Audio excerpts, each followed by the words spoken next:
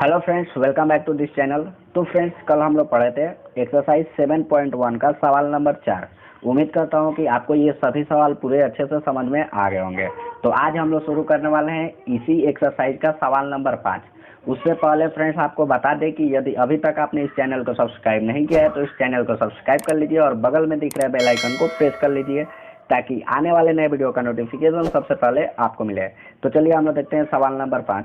सवाल नंबर 5 है, रेखा एल कोण ए को समद्विभाजित करती है और बी रेखा एल पर स्थित कोई बिंदु है। बीपी और बी क्यू कोण ए की भुजाओं पर बी से डाले गए लंब है। देखिए आकृति 7.20। दर्शाइए कि, तो इसमें दो चीज दर्शाना है। पहला कि त्रिभुज ए पी बी सर्वांगसम होगा त्रिभुज ए क्यू बी के। दूसरा दर्शाना है कि बी पी बराबर बी क्यू, अर्थात बिंदु बी कोण की भुजाओं से समदूरस्थ है। ठीक है, यानी जो बिंदु बी है वो कोण के भुजाओं से समदूरस्थ है, यानी क्यू से और पी से बराबर दूरी पे है। इसी को हमको सिद्ध करना है। तो चलिए हम लोग इसको सिद्ध करते हैं। तो देखिए फ्रेंड्स, सबसे पहले यहाँ जो त्रिभुज सवाल में दिया गया है उसी त्रिभुज को हम लोग सॉल्यूशन में भी लिखेंगे। तो यहाँ लिखेंगे एक नंबर का आंसर कि त्रिभुज ए पी बी और त्रिभुज ए क्यू बी में। ठीक है, यानी इन दोनों त्रिभुज की अगर हम तुलना करें तो देखते हैं इन त्रिभुज में क्या क्या बराबर है। तो हम लोग देखते हैं कि यहाँ कोण ए पी बी बराबर कोण ए क्यू बी होगा। क्यों? क्योंकि ये 90 डिग्री है। प्रत्येक कोण कितना है? 90 डिग्री। ठीक है, उसके बाद हम लोग लिखेंगे कोण पी ए बी बराबर कोण क्यू ए बी। ये दोनों आपस में क्या है? बराबर है। क्यों बराबर है? तो देखिए यहाँ बोला गया है कि जो रेखा एल है कोण ए को समद्विभाजित करती है। तो कोण ए दो बराबर भाग में बटा हुआ है। तो हम लोग कहेंगे कि कोण पी ए बी और कोण क्यू ए बी दोनों आपस में क्या है? बराबर। उसके बाद हम लोग देखेंगे ये जो लाइन ए बी है, यानी ए बी बराबर ए बी, ये दोनों में क्या है? कॉमन है। तो इसलिए हम लोग बगल में लिख लिए उभयनिष्ठ। तो यहाँ देखिए ये जो है एंगल है तो लिख लिए ए, ये भी एंगल है तो ए, और ये क्या है? साइड है तो लिख लिए एस। यानी डबल ए एस के नियम से त्रिभुज क्या होगा? सर्वांगसम। तो इसलिए हम यहाँ लिख लिए त्रिभुज ए पी बी सर्वांगसम त्रिभुज ए क्यू बी। किस नियम से? तो डबल ए एस से, यानी एंगल एंगल साइड से। ठीक इसी प्रकार दूसरा सवाल है। दूसरा सवाल बोला है कि बीपी बराबर बी क्यू दिखाना है। तो जब त्रिभुज सर्वांगसम आ गया तो उसका जो भुजाएं है वो आपस में क्या होंगे? बराबर। तो इसलिए हम यहाँ लिख लिए बीपी बराबर बी क्यू। क्यों लिख लिए? तो क्योंकि हम लोग जानते हैं सर्वांगसम त्रिभुज की संगत भुजाएं क्या होती है? बराबर। यानी सर्वांगसम त्रिभुज के संगत भाग क्या होते हैं? बराबर होते हैं। तो इस बात को हम लोग यहाँ पे लिख लिया और ये पूरा का पूरा हो जाएगा हमारा आंसर, यानी यहाँ लिखेंगे प्रूव्ड। अब हम लोग देखते हैं सवाल नंबर 6। तो सवाल नंबर 6 है, आकृति 7.21 में ए सी बराबर ए ई, ए बी बराबर ए डी और कोण बी ए डी बराबर कोण ई ए सी है। तो दर्शाइए कि बी सी बराबर डी ई है। ठीक है, तो चलिए हम इसको देखते हैं कैसे इसको दर्शाना है। तो फ्रेंड्स यहाँ पे सबसे पहले हम लोग क्या लिखेंगे? तो जो सवाल में दिया गया, तो सवाल में दिया गया है कोण बी ए डी बराबर कोण ई ए सी। तो इसी बात को हम लोग यहाँ लिख लिए कोण बी ए डी बराबर कोण ई ए सी और बगल में लिख लिए दिया है। इसके बाद हम लोग क्या करेंगे? तो कोण डी ए सी को दोनों तरफ जोड़ देंगे। तो यहाँ लिखेंगे दोनों तरफ कोण डी ए सी जोड़ने पर।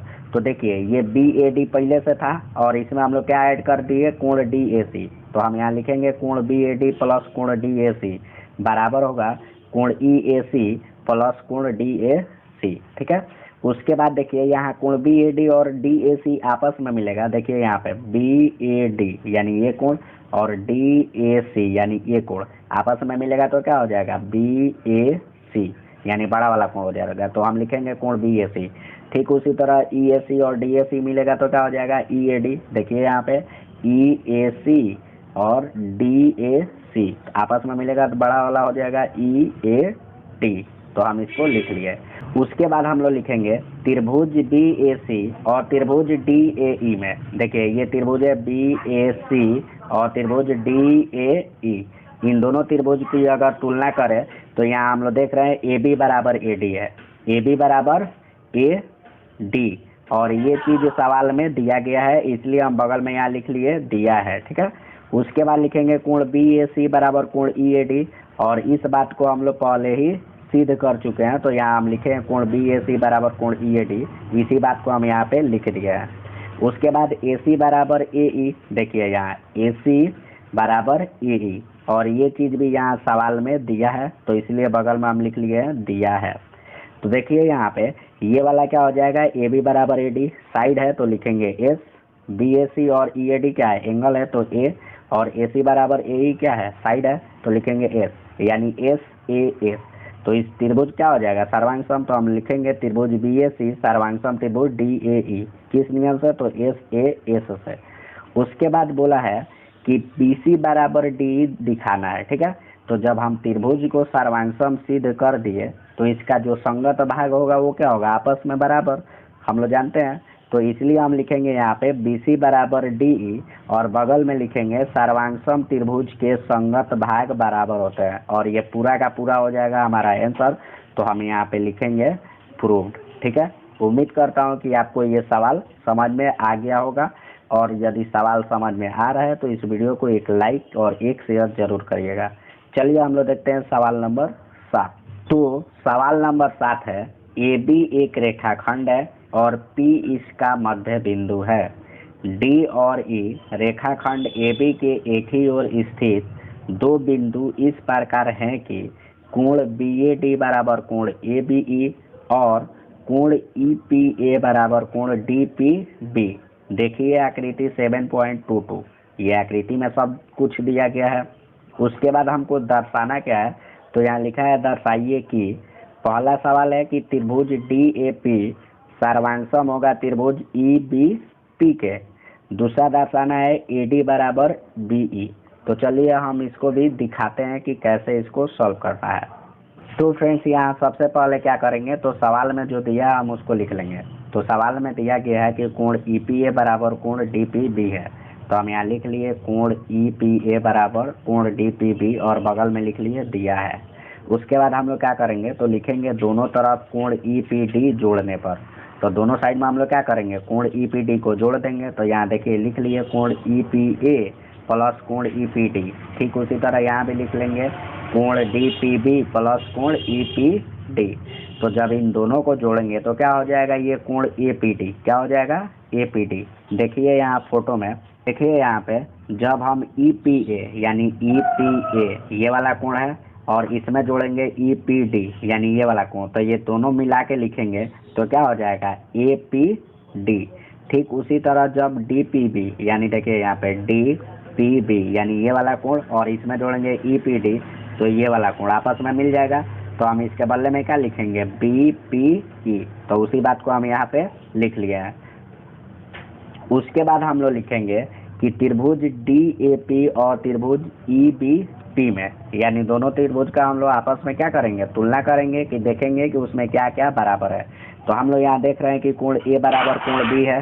क्यों बराबर है, क्योंकि ये सवाल में पहले से दिया गया है, ठीक है। देखिए यहाँ पे कोण BAD बराबर कोण ABE, यानी बीच में जो रहता है उसको हम मेन कोण मानते हैं। तो कोण A बराबर कोण B, ये सवाल में पहले से दिया गया है, इसलिए हम यहाँ पे लिख लिए। उसके बाद क्या हो जाएगा, AP बराबर PB। क्यों बराबर हो जाएगा, क्योंकि बोला गया है सवाल में कि P क्या है, मध्य बिंदु। तो हम यहाँ बगल में लिख लिए P मध्य बिंदु है। जब P मध्य बिंदु है तो रेखाखंड AB को दो बराबर भाग में बांटेगा, इसलिए हम लिखे AP बराबर PB। उसके बाद क्या हो जाएगा, तो लिखेंगे कोण APD बराबर कोण BPE, ठीक है। और ये लिख लिए हम क्योंकि ऊपर यहाँ पे हम लोग सिद्ध किए हैं, इसलिए इसको लिख लिए, ठीक है। कोण APD बराबर कोण BPE। तो यहाँ देख रहे हैं कि ये क्या है, एंगल है, तो यहाँ हम लिख लिए A, और APB क्या है, साइड है, तो साइड, और APD और BPE क्या है, एंगल, तो एंगल। तो ASA से त्रिभुज क्या हो जाएगा, सर्वांगसम, इसलिए हम यहाँ पे लिखे हैं त्रिभुज DAP सर्वांगसम त्रिभुज EBP। किस नियम से सर्वांगसम, तो ASA यानी एंगल साइड एंगल, ठीक है। तो ये हो गया हमारा पहला का आंसर। ठीक उसी तरह जो दूसरा है, तो दूसरा में हम लोग लिख लेंगे AD बराबर BE। क्यों बराबर है, क्योंकि हम ऊपर त्रिभुज को सर्वांगसम सिद्ध कर चुके हैं, और जब त्रिभुज सर्वांगसम है तो हम लोग जानते हैं कि सर्वांगसम त्रिभुज के संगत भाग आपस में क्या होते हैं, बराबर। तो ये पूरा का पूरा हो जाएगा हमारा आंसर, और हम यहाँ पे लिखेंगे प्रूव्ड। तो फ्रेंड्स ये थे आज के हमारे सभी सवाल। उम्मीद करता हूँ कि आपको ये सभी सवाल बहुत ही अच्छे तरीके से समझ में आए होंगे। तो फ्रेंड्स आप इस वीडियो को एक लाइक और एक शेयर जरूर करिए। यदि सवाल समझने में कोई भी प्रॉब्लम होता है तो आप कमेंट बॉक्स में सवाल लिख सकते हैं, ठीक है। और फ्रेंड्स यदि अभी तक आपने इस चैनल को सब्सक्राइब नहीं किया तो इस चैनल को सब्सक्राइब करके बगल में दिख रहा है बेल आइकन को भी प्रेस कर दीजिए, ताकि आने वाले नए वीडियो का नोटिफिकेशन सबसे पहले आपको मिले। इससे आगे फ्रेंड्स हम लोग देखते हैं अगले क्लास।